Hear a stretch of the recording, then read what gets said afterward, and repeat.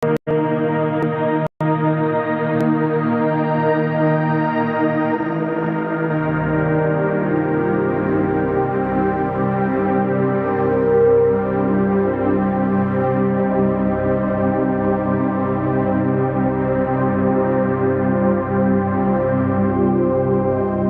viewers, my name is Alice Kaboyo. I'm a Minister of State for Ruero and Rwenzori Ministry in the Prime Minister's Office. I am here to take you through the journey of this ministry. The Ruero Triangle Ministry was established in 1992 to serve districts in the Ruero-Rwenzori sub-regions that were affected during the NRM War, Liberation War.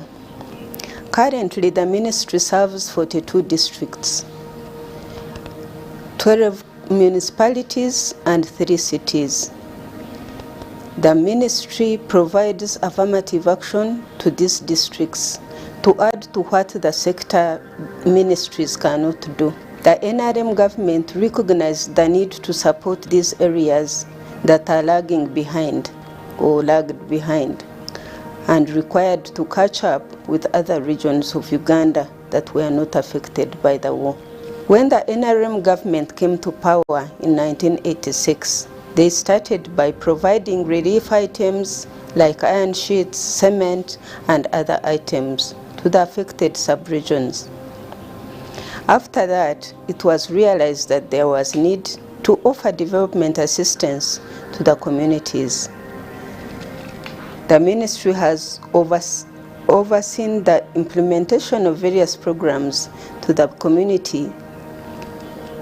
communities it serves since the inception. It started with the Intandikwa scheme, which was later adopted to the entire country. The Ruero Triangle Ministry has a mandate to provide affirmative action intervention to the communities of Ruero and Rwenzori. The objective of the Ruero Triangle portfolio is to provide programs that redress the adverse socio-economic effects of the NRM Liberation War of 1981 to 1986 and ADF insurgency that came in 1996 to 2003. So this is to improve the households or livelihoods of these communities. That's the mandate of this ministry. We have done a lot. A number of activities have been carried out, and our main target beneficiaries are civilian veterans, the youth, the women, and the people with disabilities of these communities. In 2009, the president started the scheme because he saw the civilian veterans have been coming to the president requesting, for money, for support for families, education for their children, sicknesses. When they are sick, they require medical attention. So the president saw it fit to start a scheme for them, and a one-off, an ex gratia one-off, and a Casimo ex gratia started 2009, and to date it has served 86,682 people, individuals, and that has it adds up to about 214 billion shillings. But it is still going on. I want to inform the civilian veterans that it's delayed this year, it has delayed this quarter and last quarter because we wanted to streamline the issues that are there right now. But we are going to start very soon. We shall let you know, and it will continue to be given to you. So it is a one-off. it is not given many times to the same family or the same individuals. This office has also carried out socio-economic activities to improve their households. We have had programs like micro projects. We still have these micro projects in this office. We give to circles or groups or even individuals when they have a project. But this, we have to make sure that that money goes to that project that you have written about. We've had a program called PCS, the Parish Development Associations. This money was given to circles also. 30 million was given to circles that would be organized for an activity. About 300 groups have benefited from PCAs, and so many other groups and individuals that have benefited from micro projects. We have also developed other projects for these communities. Most of these districts, the 42 districts, most of them lie in the cattle corridor, so they are water stressed most of the time. So we have had to give them water for production and for their cows. We have had about 57 animal watering areas. We have extended piped water to these areas. When I came to this ministry, the president sent me to families, individual families, and that he wrote down for me. And of course, when we got to those families, they would know other families that even the president had not written down, but communities know each other. They know people who were in this struggle. So we have visited about 150 families so far, and we have organized them to form circles so that they can benefit those that are not well. Of course, there are other families that we go to that we find well off, that have benefited from government projects and programs, but those that are needy, we make sure that we organize them and we make sure that they also benefit from this ministry. We have constructed some classrooms in some schools. About 25 classrooms have been constructed in the schools that needed classrooms. This was way back before I came to this ministry. And some dormitories had also had been constructed. About 22 staff houses had been constructed by other players who were in this ministry before me. We have provided iron sheets, we have provided hand hose. The president has also constructed many houses for these civilian veterans. And we have a plan. We are already constructing about 10 of them. The construction is about to begin for the 10 families, but we have a plan. If our finances improve, we have a plan of constructing houses for our civilian veteran families that really liberated us. Of course, we have had challenges in this office. We have had inadequate funding, limited funding. For every quarter, we don't get enough money to run up our plans, our programs. So we would like to appeal to government to give us money, because we don't only serve now we don't only serve the old people, the civilian veterans, we serve the entire community, because we find them in distress. When we go to these communities, to homes, we find a lot of stress, and for us to make meaning, you cannot uplift one neighbor and leave the other when they are in the same situation.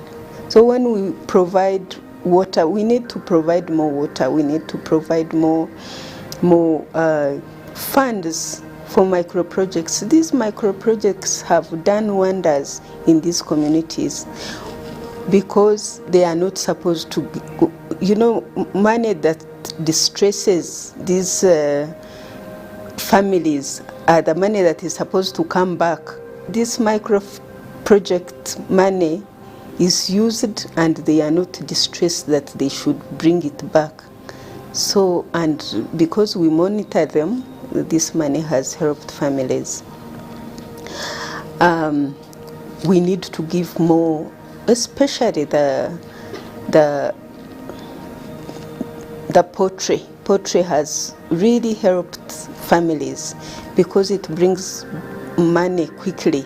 Our challenge has been feeds for this poultry, because when we give to these families, sometimes they don't have money to buy feeds, and these feeds are very expensive.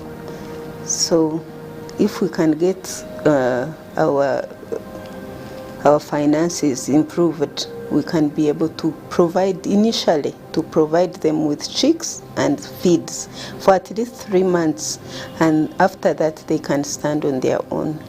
We need to give piggery. Piggery is also one way of okugoba obwavu, to chase poverty from these homes, especially in the urban areas. People who have little land. Piggery, poultry have proved to be very useful to our people, especially those families that are backward. We have a challenge of poor attitude, especially in the youth. We have a lot of poor attitude towards work. They want money, but they don't want to work for it. And they keep talking about it. We don't have work, we don't have jobs. But even the jobs, when they get them, they are not stable. They don't stick there and make sure that they get incomes for their families. And these young people produce. They keep producing children that they are not planning for. So we need, I want to appeal to parents especially to talk to these young people, because our young people, especially in these families of our civilian veterans, have an attitude that government is supposed to take care of them. We look at our civilian veterans, their children are supposed to fend for themselves like the rest of Ugandans do. So we appeal to these young people, come and benefit from these government projects and programs, but work hard to make sure that you multiply what you get from these programs. We have family wrangles in our civilian veterans. When especially they get this little money, the Kasimo money, they don't talk to their families that they have received money, therefore that they should plan for it. No. Some of them really drinking amongst the young people, especially the heirs of these families. When the parents pass away, this money is given to the heir, but they are not communicated. The rest of the family members are not communicated to. Money is eaten, and the rest of the family keep complaining that they have never gotten Kasimo. We have these challenges that are really very major. The president has talked about dividing land when the parents die, when they divide land amongst the children, they end up with very little or no land at all. And most, Luweero especially is very close to Kampala. It has become, the land has appreciated very much. So there are very many people. You have had grabbers, we have had grabbers, we have had land is sold without the consent of the family. It is sold by one member of the family and then problem ensures. So we want to appeal to these communities to really stop selling land, because once you sell land to buy a boda, it is gone, and the boda is going to crash tomorrow, it is going to wear out, and it won't help you much. Young people who marry many wives, and you end up getting very many children that you are not able to fend for. These are the challenges that we have, and this office has, we get people here demanding for support that sometimes we are not able to support them, but many times we are actually not supposed to support them. Those are the challenges that we have in this office about our civilian veteran families and many other issues. Of course, old age has set in for these people. We are planning to make sure that